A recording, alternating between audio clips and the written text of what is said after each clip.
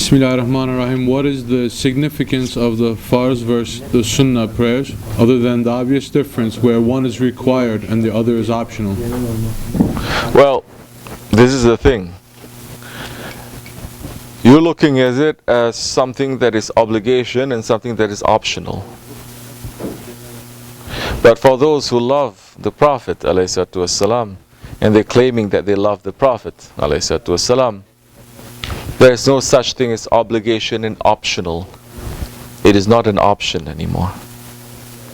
When you fall in love, nothing is optional. Everything becomes a farz. Everything becomes an obligation, isn't it? Yes, it must be. Because Holy Prophet ﷺ, those ones who are close to him, those ones whom he loves, are those ones, whatever that he does, they do it too. And they don't see it as something that is farz and something that is optional. They do it because they love him, and they're doing it to imitate him. And they're doing it because they get the blessings of that love, of the imitation. They don't see it as something that is optional. If I do it, okay. If I don't do it, it's still okay. They do it because they say, this is a sign of my love for the Holy Prophet. This is a sign of my love for Allah. And I need it. It is not complete if I don't do it.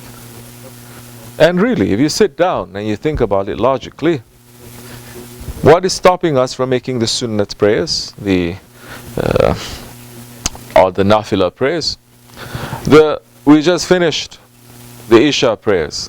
We prayed according to the Hanafi Mazhab 4 Sunnat before the Farz prayers, and after that we prayed 2 rakats or 4 rakats and 3 Sunnat of the Witr.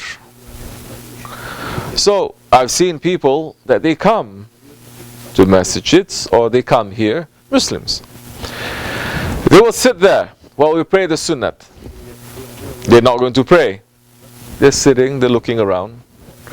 Then getting up to pray Farz, they pray. Then after that they just sit while we finish the Sunnat.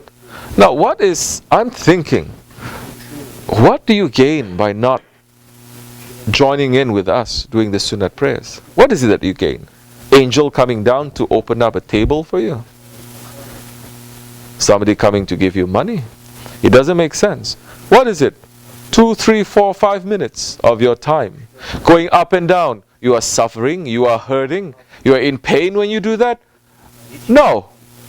But what is in pain? The ego, definitely. The ego hates that.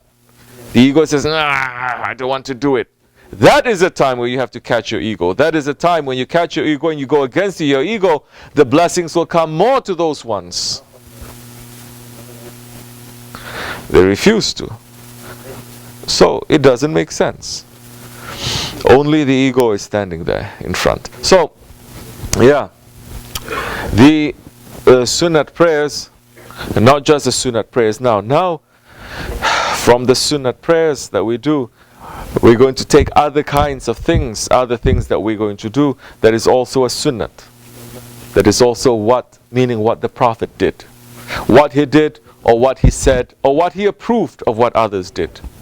For example, so much talk about the Mawlid being bid'at. It was never celebrated during the time of the Prophet. They say never celebrated during the time of idiots.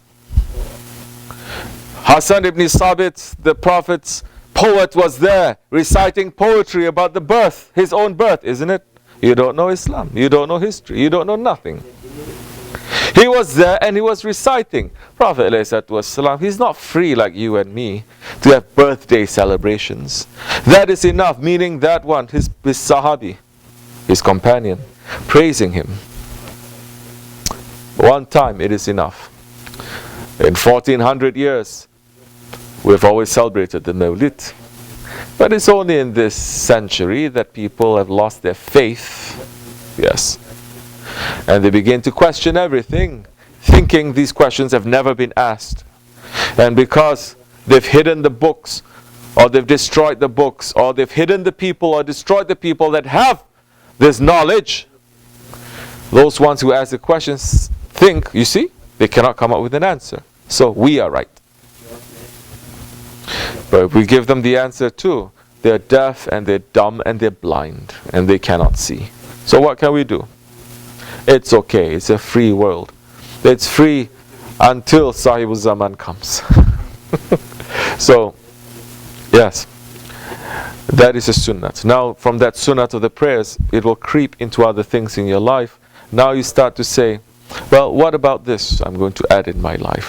What about if I were to sit how the Prophet is sitting? That is also a sunnah. What about if I'm going to lie down the way the Prophet is lying down? What about I'm going to eat the way that the Prophet is eating? What about I'm going to do all these things that the Prophet is doing? Then slowly you are imitating the lifestyle of the Prophet ﷺ. And when you imitate the lifestyle of the Prophet ﷺ, Allah will love you. Allah will love you. That time, you're not going to see it as something that is optional. It is something that is an obligation. For the one who loves, it becomes an obligation. Astaghfirullah lazim wa atubu ilayh. Evet. Başka?